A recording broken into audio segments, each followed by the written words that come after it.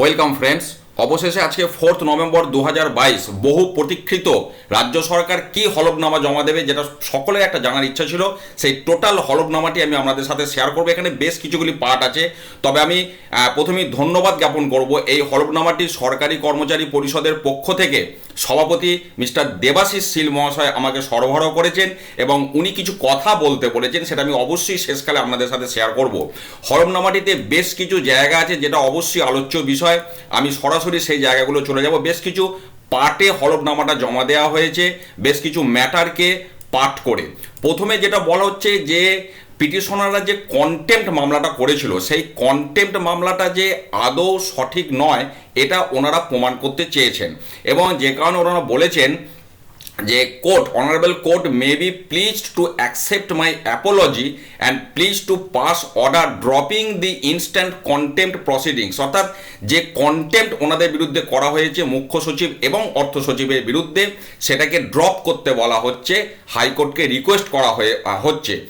এবং কেন এই কন্টেম্প্ট মামলাটিকে ড্রপ করতে বলা হচ্ছে তার পিছনে ওনারা যুক্তি দিয়েছেন। যুক্তিটা হচ্ছে যে contempt application has been filed in complete contravention of the Calcutta high court contempt of court rule 1975। অর্থাৎ কলকাতা হাইকোর্টের যে কন্টেম্প্ট রুল সেটাকে সম্পূর্ণ ভায়োলেট করেছে, সেই রুলের বিপক্ষে গিয়ে কন্টেম্প্ট মামলা করা হয়েছে এবং এখানে বিভিন্ন সেকশনের কথা বলা আছে।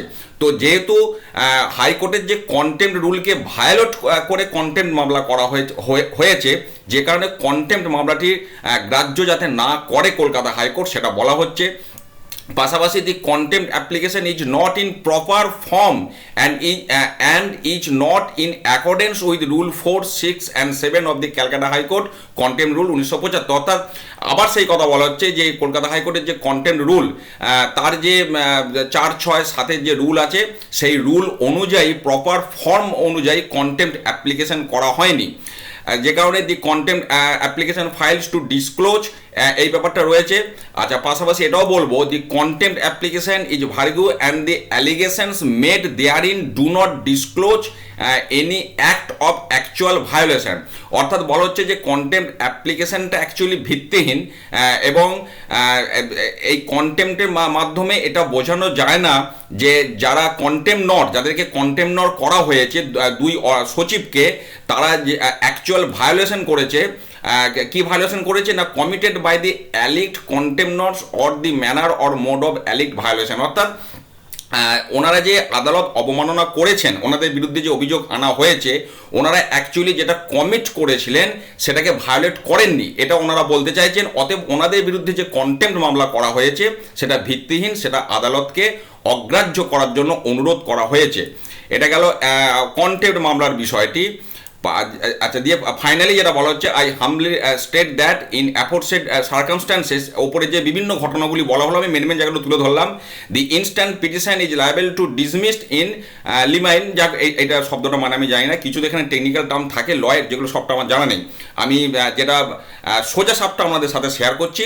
তো বিভিন্ন পরিস্থিতির সাপেক্ষে ওনাদের যে যুক্তিগুলো এখানে দিয়েছেন, কন্টেম্প্ট মামলাটা লিগ্যাল নয় বা বৈধ নয় বা সঠিক নয়, ওই সমস্ত যুক্তির ভিত্তিতে বলা হচ্ছে যে এটাকে ডিসমিস করে দেওয়ার জন্য। এটা গেল একটা বিষয়। নেক্সট যে বিষয়টা আসছে, যে আমরা জানি কলকাতা হাইকোর্ট 20 মে 2022 রায়দান করেছিলেন, এবং সেই রায়দানটি এর আগে যে স্যাট রায় ঘোষণা করেছিল 2019 সালে আপনার 26শে জুলাই, সেই রায়টা কি বলবৎ রেখেছে। এবং সেখানে বলা হয়েছিল যে কি নর্মসের ভিত্তিতে বকেয়া দিয়ে দেওয়া হবে সেটা নির্ধারণ করা, তারপর সেটাকে ইমপ্লিমেন্ট করা এবং বকেয়াটা পেমেন্ট করা, এই ছিল বক্তব্য, এবং সেখানে সময় দেওয়া হয়েছিল। যাই হোক, তো এবার সেইটার এগেনস্টে এনারা বলছেন যে 20 মে 2022 যে রায় দিয়েছে কলকাতা হাইকোর্ট, সেখানে বলা হচ্ছে is not clear and is incapable of being implemented for the following reasons। অর্থাৎ কলকাতা হাইকোর্ট 20 মে 2022 যে রায় দিয়েছে, সেই রায়টা অস্পষ্ট বিভিন্ন কারণে। কি বলা হচ্ছে না, ওখানে বলা হয়েছিল যে স্টেট গভর্নমেন্টকে ইভলভ নর্মস প্রিন্সিপালস কীভাবে ডিএটা দেওয়া হবে তার নীতি নির্ধারণ করতে বলা হয়েছিল। কিন্তু এনারা বলছেন উইদাউট, সেই যে নীতি নির্ধারণ করার কথা হাইকোর্ট বলেছিল বা স্যাট বলেছিল, without specifying or indicating the basis on which such norms principles were to be evolved. অর্থাৎ কিসের ভিত্তিতে নর্মসটা বা কি নিয়মে বকেয়া ডিএ দেওয়া হবে, সেটা কিসের ভিত্তিতে তারা তৈরি করবে, এটা আদালতের রায় স্পষ্ট ছিল না। এটা হচ্ছে এনাদের বক্তব্য। পাশাপাশি সেখানে একটা এআইসিপিআই এর ব্যাপার ছিল, সেটাও এখানে বলা হয়েছে যে হাইকোর্ট যেটা বলেছিল যে এআইসিপিআই 536/1982 এটাকে মাথায় রেখে ডিএটা প্রদান করার কথা বলা হয়েছিল। কিন্তু এনারা যেটা বলতে চাইছেন যে দুই সচিবের পক্ষ থেকে যেটা হলফনামায় যেটা বলা হচ্ছে যে আদালত সেটা বললেও কিন্তু এটা বলতে ব্যর্থ হয়েছেন, fail to specify the rate of neutralisation to be offered. অর্থাৎ রেট অফ নিউট্রালাইজেশনটা এখানে না উল্লেখ করলে এই নিয়মে ডিএটা দেওয়া যাবে না। অর্থাৎ রায়টা যে অসম্পূর্ণ বা অস্পষ্ট, এনারা সেটা কিন্তু প্রমাণ করতে চাইছেন ঘুরিয়ে। এটা গেল একটা বিষয়।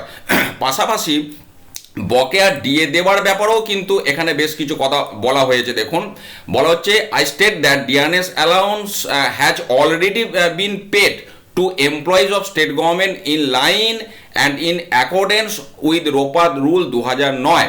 অর্থাৎ যেটা নিয়ে মামলা করা হয়েছিল যে রোপা 2009 এগেনস্টে বকেয়া ডিএ, তো এনাদের বক্তব্য হচ্ছে যে অলরেডি ডিএ দেওয়া হয়ে গেছে রোপা 2009 এগেনস্টে, এবং যে বিভিন্ন সার্কুলার অনুযায়ী ফিনান্স ডিপার্টমেন্টের ডিএগুলো প্রদান করা হয়েছিল। আপনারা জানেন এক কিস্তি ডিএ যখন দেওয়া হয় একটা ফিনান্স ডিপার্টমেন্ট থেকে সার্কুলার দেওয়া হয়, তো সেই সমস্ত সার্কুলারগুলি এখানে উল্লেখ করা আছে এবং এই সার্কুলারের বেসিসে বকেয়া মানে রোপা 2009 যতটা ডিএ দেওয়া দরকার বা উচিত সেটা অলরেডি স্টেট গভর্নমেন্ট দিয়েছে, এমনটা এনারা বলতে চাইছেন। এবং এখানে বলা হচ্ছে paid more than 16% DRS allowance in terms of the memoranda. এই মেমোরেন্ডামের রেসপেক্টে ডিএ দেওয়া হয়েছে। পাশাপাশি এটাও বলা হচ্ছে যে রাজ্য সরকার যে ডিএ দিয়েছে অনেক মানে অর্থনৈতিক সংকুলান বলুন বা প্রতিকূল পরিস্থিতির মধ্যে থেকে এই ডিএটা দিয়েছে। এখানে বলা হচ্ছে যে ডিএটা would not only be beyond this financial capacity, অর্থাৎ রাজ্য সরকারের যে অর্থনৈতিক পরিকাঠামো তার বাইরে গিয়েও শুধুমাত্র যে ডিএ দেওয়া হয়েছে এমনটা নয়। State government but also have catastrophic financial, অর্থাৎ এটার মানেটা আমি যেটা দেখলাম উচ্চারণ আমার ভুল হতে পারে, আমি ক্ষমা চেয়ে নিচ্ছি, যে অর্থনৈতিকভাবে বিপর্যয়ের মধ্যে থেকেও কিন্তু রাজ্য সরকার ডিএ দিয়েছে। অর্থাৎ রাজ্য সরকার যে ইচ্ছাকৃতভাবে ডিএ দেয়নি বা কোর্ট যে অর্ডার পাস করেছে সেটাকে ভায়োলেট করেছে এমনটা বিষয়টা নয়।